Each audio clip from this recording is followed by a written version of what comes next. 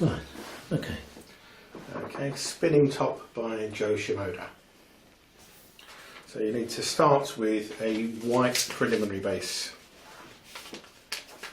which means doing a coloured triangle in both directions.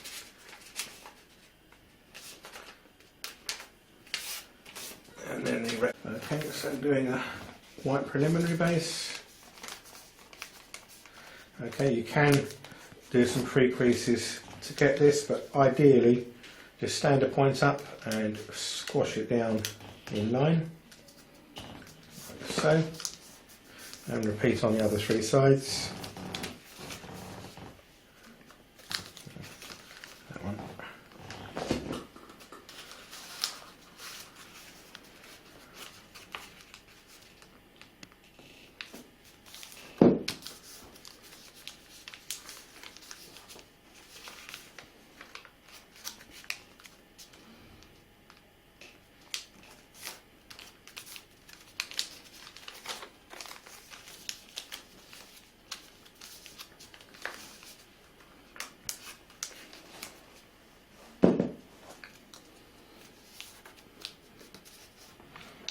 Okay, so that's what you've got.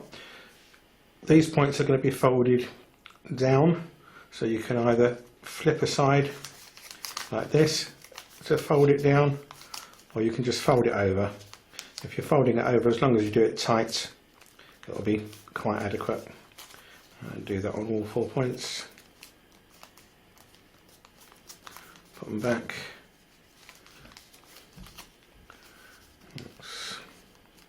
That one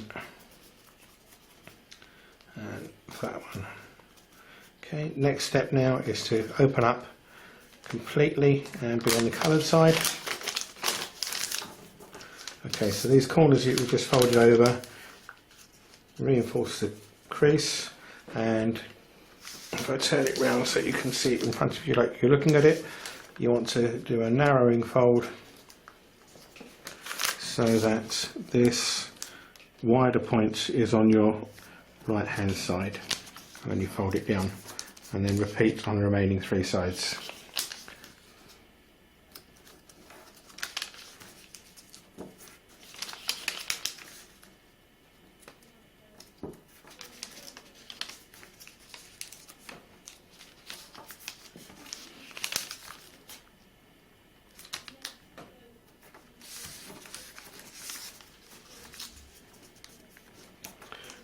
Okay, and then clamps it back down to the stage you had before.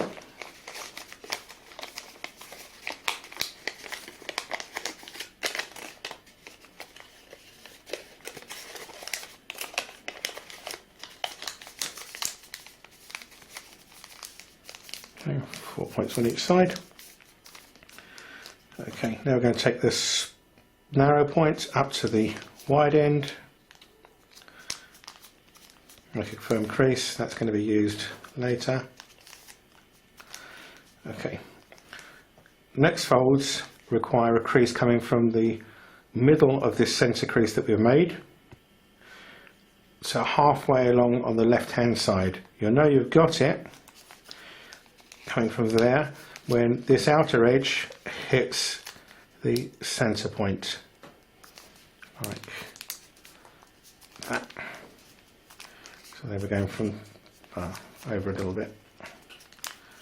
Okay, there to there, like that. Now ideally, we'll do this on 2 flaps at a time. Flip those out of the way and flip 2 from the back over. Repeat.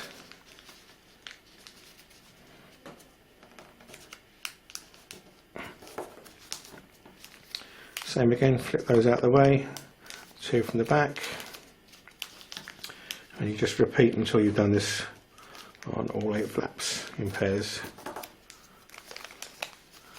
Out the way, flip 2 over, final one. Okay, so you know that you've done it and it's all around when what you've got effectively is 4 that come over on one side and 4 that go behind on the other side. So that's how you know that you've done them all. Okay, right, the next step is to reinforce that crease again. And what we're going to do now, we're going to narrow and do the spike of the spinning top. So you need to take 2 layers, and just up to the halfway point we're going to fold 1/3 of all that's available like that, and crease it just up to there. Flip that out the way, flip 2 behind, and you've got a crease to actually fold directly up to now, which makes it much easier. Okay, flip it out the way, behind,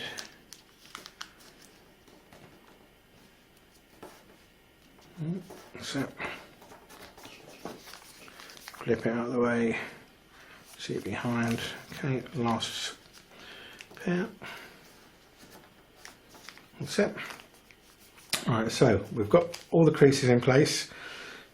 Keeping that partially folded up, we're going to spread this a bit so that we can put the crease in that we've already made. That's that one. This point that's sticking out now, from behind, we're going to fold that down as far as it will go inside, so it'll actually hit the inside edge, and that's how you know that that's done. And we're effectively going to be going all the way around doing this now. So put the creases in that we've already made all the way around. That will give us something that looks a bit like an umbrella.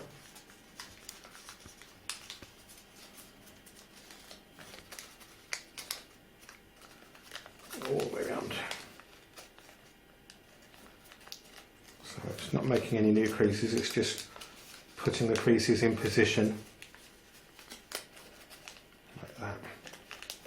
Okay, so flip it over onto the other side now and go around folding these corners in. Which is a nice solid lock.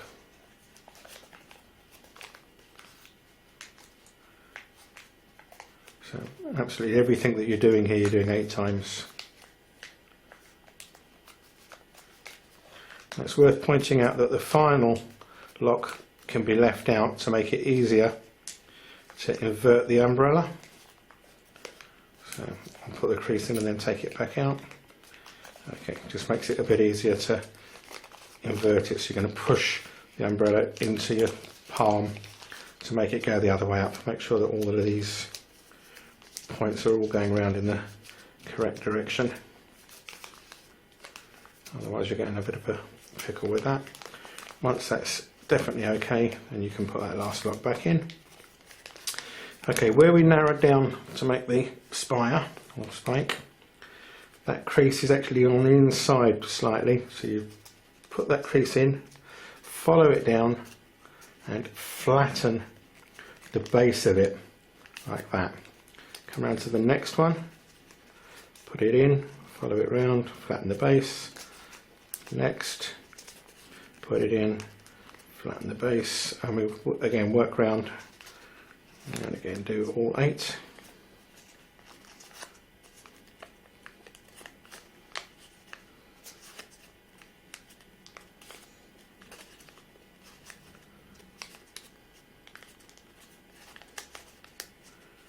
Final one. And you'll see that you can actually work your way around closing the bottoms a little bit, flattening them a bit more. Right, so this spire now, if we start to pinch it gently, like we're squashing it, but squash going round. That doesn't mean rotate or spin the paper, but I'm just turning it so I can get an even amount of compression as I go round, and you see it starting to narrow, and you keep going, using 2 fingers and a thumb basically. I'm just letting the paper rotate so that I can get an even grip on it and keep compressing it. Keep working down into the base. Oh, that's quite nice and thin now. Okay, so next is to take one of the outer edges of the octagonal, bring it in as close to the base as you can, and bring it in as close as you can, and then you fold just the middle section. Again, you need to do that 8 times.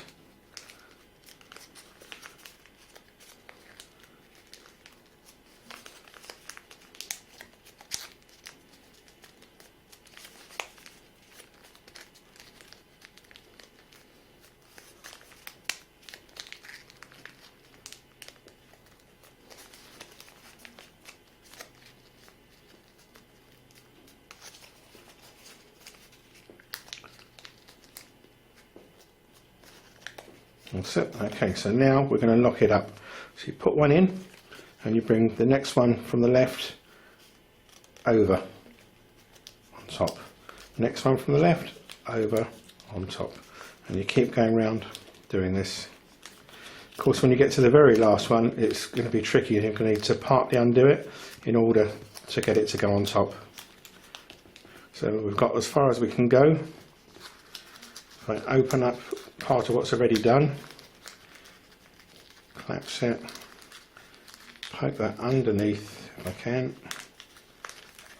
Yeah, and the next bit's actually opened up again. That's it, and it's tucked in. Then push down close to the centre, all the way round, pushing it down deeply.